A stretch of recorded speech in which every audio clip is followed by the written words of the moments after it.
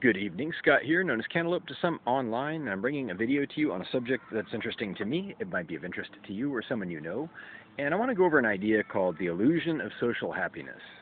The illusion of social happiness. And what does that mean? It means people sometimes put their best foot forward, especially in families, especially in communities. They put up a veneer, if you will, of happiness and functionality, where they appear to be happy, but they're not necessarily happy behind the scenes. In the houses, there's dysfunction, there's sometimes domestic violence, there's substance abuse and whatnot.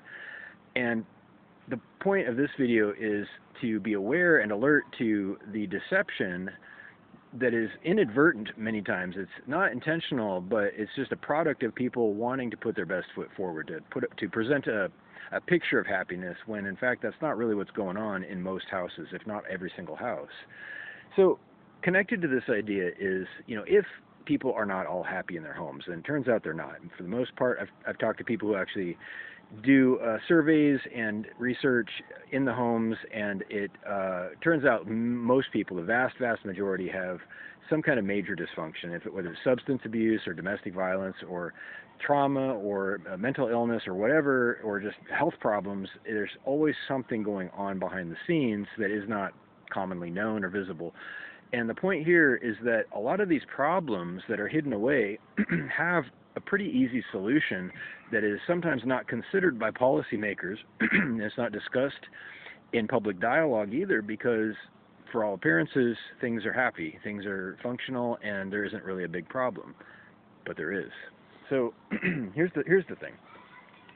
Research and surveys are very important, but also understanding the causes and effects of such dysfunction that goes on in the average family house, or any kind of residence, really. Understanding that substance abuse doesn't just spontaneously occur, it doesn't just happen by itself. Mental illness does not happen without some kind of precipitation that came before it. And it turns out a lot of these problems are connected in some way, by some small degree, to economic problems. And people who have struggled, or families especially who struggle financially, tend to have a lot more problems with domestic violence, with substance abuse, drinking, drugs, and that kind of thing, criminal records, criminal behavior, connections to those types of circles in families, again, that have financial problems and hardship, ongoing hardship, for whatever reasons.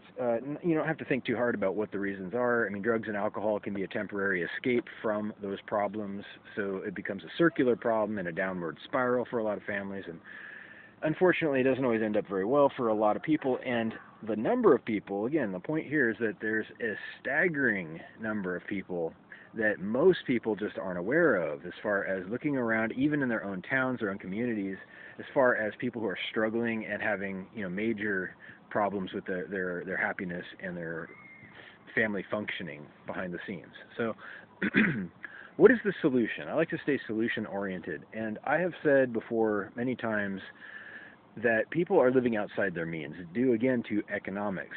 In this part of the world especially, I'm in California, but nationwide in the U.S., people are expected to buy what is sold to them, to make things into a contest, especially, keeping up with the Joneses. Maybe you've heard this expression where if the neighbor gets something, you got to one-up them. That's called one-upmanship, and the American dream just keeps growing, and vehicles keep growing in size, and houses keep growing in size, and costs obviously keep rising with the fewer acres of real estate that's available for farms and production of non-residential services, if that makes sense. So the problem is circular again. It's a downward spiral, but not in individual homes, but as society grows as a whole, and the problems spiral out of control. The houses keep getting bigger, expectations keep getting higher, the bar keeps changing, the entry level, that is to get a job that will make ends meet for the average household.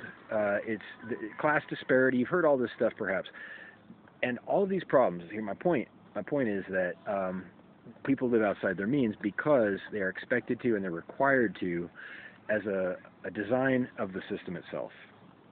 So pause right there just for a second. A lot of information to digest.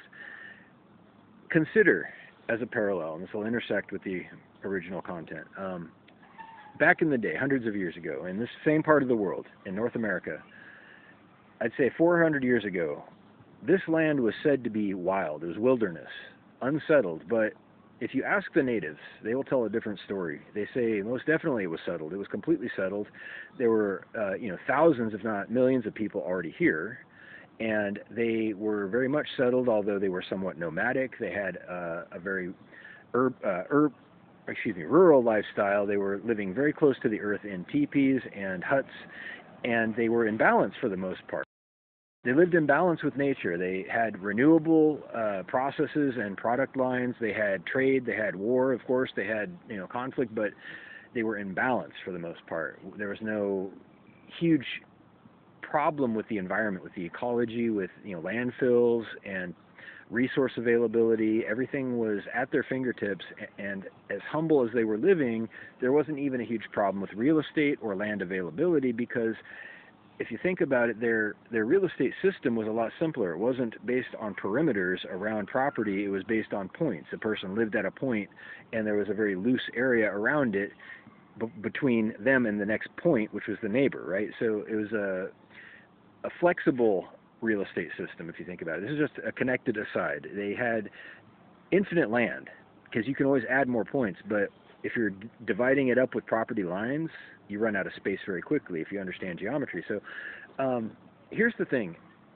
I'm not suggesting everybody get back to living in teepees. However, there will be no forward progress. There will be no correction of the problems that precipitate the family and household dysfunction that I just mentioned until people understand, at least, and acknowledge the cause of our problems is a runaway economic system that keeps people buying bigger and more expensive things. It keeps raising the bar of education, raising the bar of getting a decent paying job, and we are already well past the point where the majority of people can even afford to buy a house at this point in time.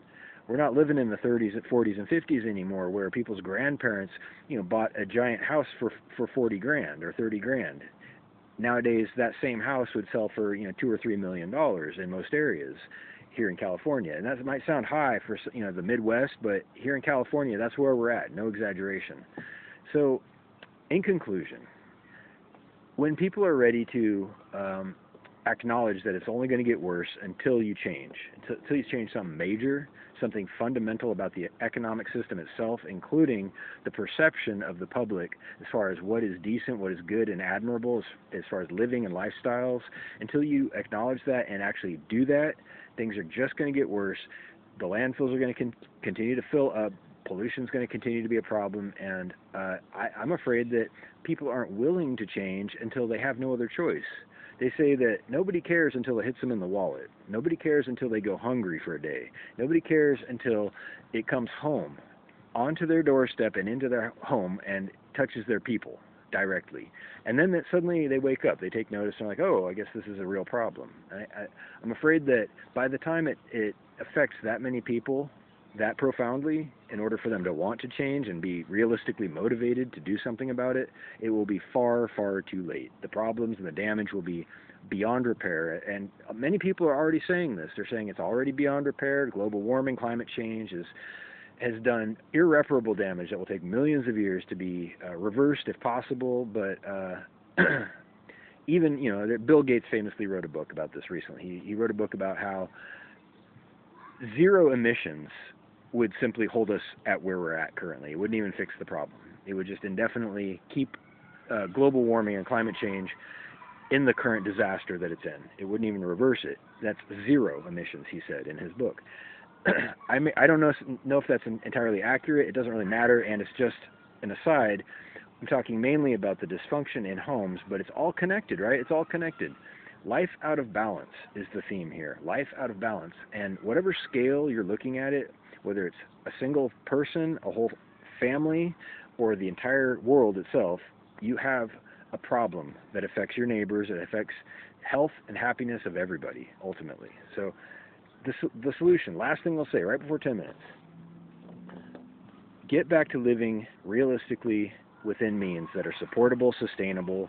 Acknowledge that one-upmanship and competition and totally ignoring the environment and emissions and pollution and having a disposable culture, buying, massive amounts of packaging that just goes straight to the landfill, abandoning all attempts at recycling, which is kind of what we've done based on what I've heard.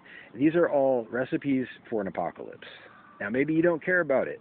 Maybe you're prepared to just sign off of this planet, but I think that if you have kids, they might feel differently. And I know that their unborn kids, the future generations, all future generations to come, they definitely feel differently, and they should be very angry with us right now.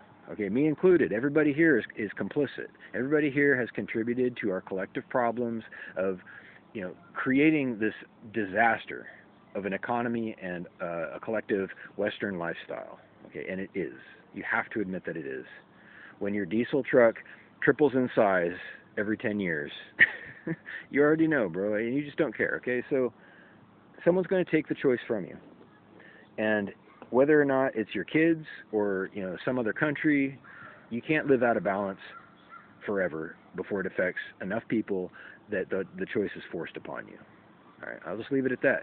Reach out if you like with questions down below, and have a happy night. Try to be safe and sober.